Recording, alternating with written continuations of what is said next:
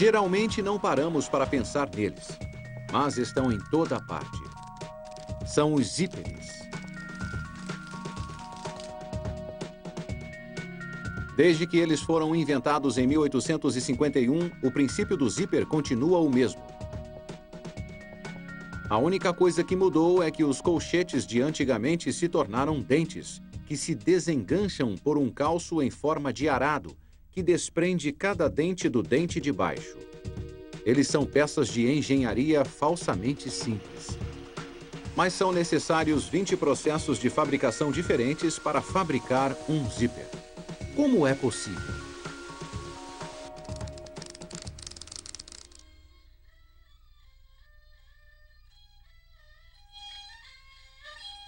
Surpreendentemente, 3/4 dos zíperes do mundo vêm da China. E a maioria deles vem de apenas um lugar, a cidade de Qiaotu, na província de Zhejiang. O mundo depende de Qiaotu para fazer 200 mil quilômetros de zíperes por ano. Pode não parecer, mas as calças do mundo todo são fechadas por essas pessoas. A maior fábrica daqui é a Great Wall Zippers, ou YQQ, como é conhecida.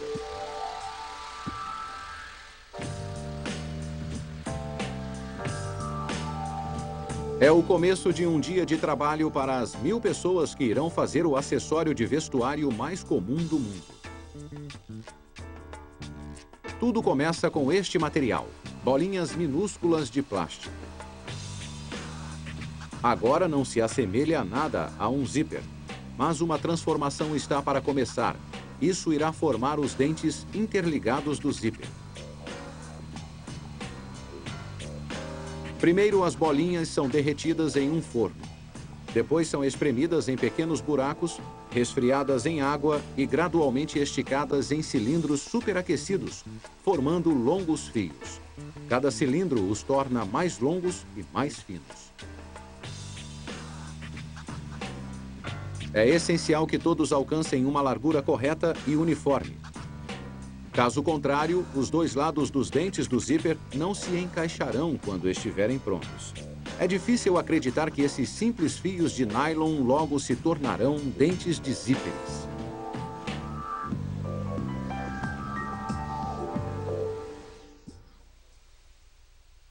Em outro andar, o segredo oculto da fabricação do zíper está sendo preparado. Rolos e mais rolos de fios de algodão estão sendo entrelaçados para formar o chamado cordão central. Quando o zíper ficar pronto, você não saberá que esse cordão existiu, mas sem ele, o zíper seria inútil. Para descobrir por quê, você terá que esperar até o final do processo seguinte. Na próxima máquina, o fio de nylon e o cordão central estão prestes a serem unidos. Eles são passados por um parafuso aquecido que os entrelaça, girando e formando laços no nylon, inserindo o cordão central no meio. Daí os dentes são grampeados em volta do cordão. Agora, nós temos a metade de um zíper, com um cordão no meio.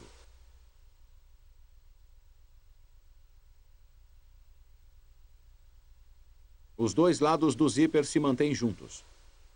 Se você olhar bem, verá dois cordões inseridos dentro deles. E por que todo esse esforço para ter um pedaço de algodão de cada lado dos dentes do zíper? Bem, para superar um problema. Os dentes do zíper podem estar ligados uns aos outros, mas isso é inútil porque eles não podem se ligar a mais nada.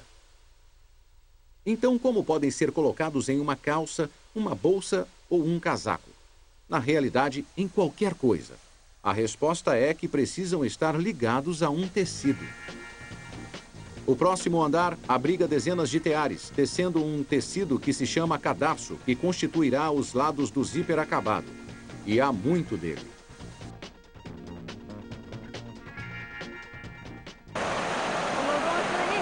Eu ajudo a fazer mais de 600 milhões de metros de cadarço por ano.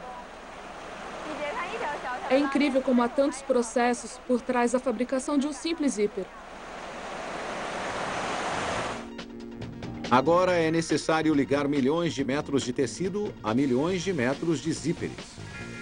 E é aqui que os dois lados do cordão central revelam a sua magia. Por estar dentro dos dentes enganchados, o cordão central está no lugar perfeito para se costurar o zíper no cadarço.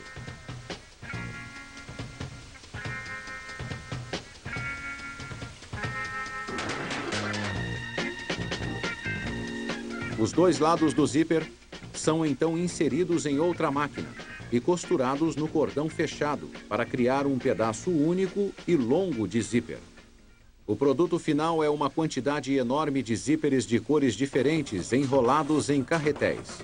O zíper está praticamente pronto, faltando apenas os puxadores e os cursores. Para eles, toneladas de alumínio são derretidos a mais de 400 graus centígrados e então comprimidos em uma matriz injetável para fazer os moldes. Quentes demais para segurar, os cursores do zíper são arrastados para outra sala. Aqui, um tambor de rolamento os separa da estrutura.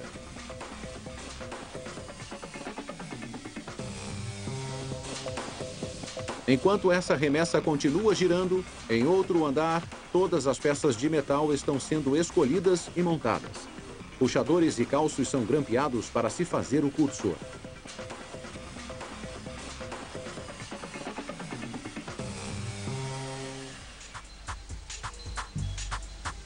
Os rolos de zíperes são cortados nos tamanhos adequados e os cursores são fixados quando inseridos no produto final. Seja lá onde eles forem parar, uma coisa é certa: os zíperes passam pelo mesmo regime vigoroso de lavagem que nossas roupas enfrentam. Mas se a tinta desbotasse ou o tecido encolhesse, logo nós estaríamos voltando a usar botões para salvar o dia. Um tanque fechado com tintura colorida eleva a temperatura e a pressão o bastante para reter a tinta no tecido, garantindo que ela não escorra.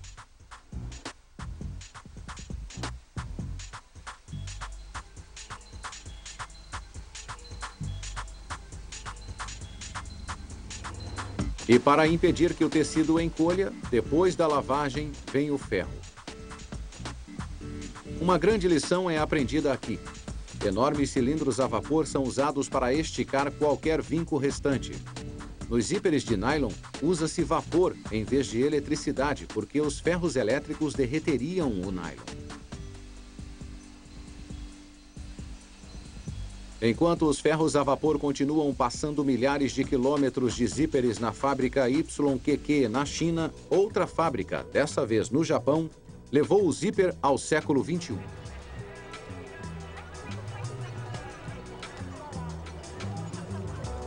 Se você checar os zíperes nas suas roupas, é bem possível que tenham a etiqueta da YKK.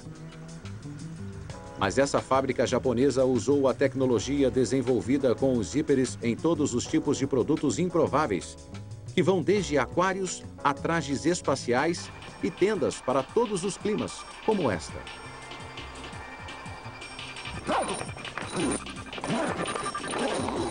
Cada vez ela cresce mais graças a cada nova adição, simplesmente fechando-se um zíper e outro e mais um. Não há limite para o tamanho a que isso possa chegar.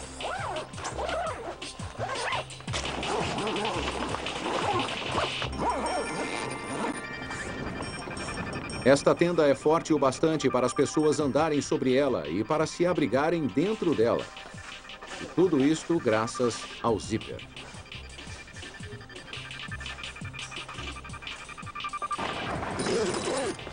Mas os produtos mais incomuns mostram como a tecnologia por trás do zíper tem sido usada nas grandes construções modernas.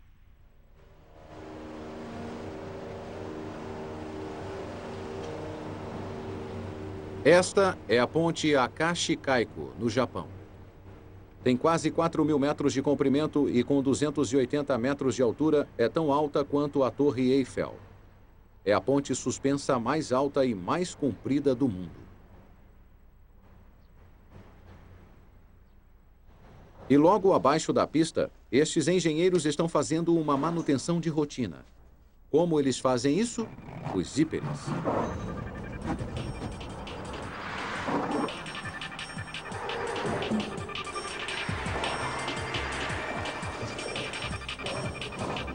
Este tubo de borracha passa por toda a extensão da ponte e é uma solução engenhosa para um problema de que todas as estruturas de metal e concreto sofrem.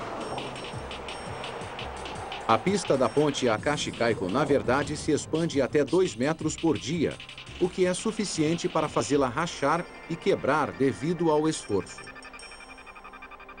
Todos os dias deixam uma marca na estrutura de metal.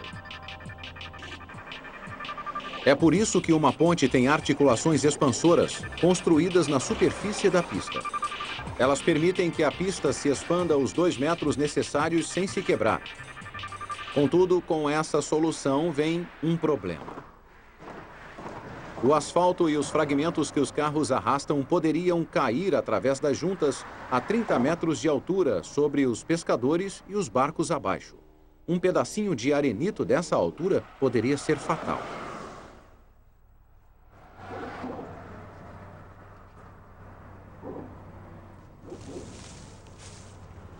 O tubo de borracha coleta todo o entulho. O zíper é o único método durável e resistente para fechá-lo.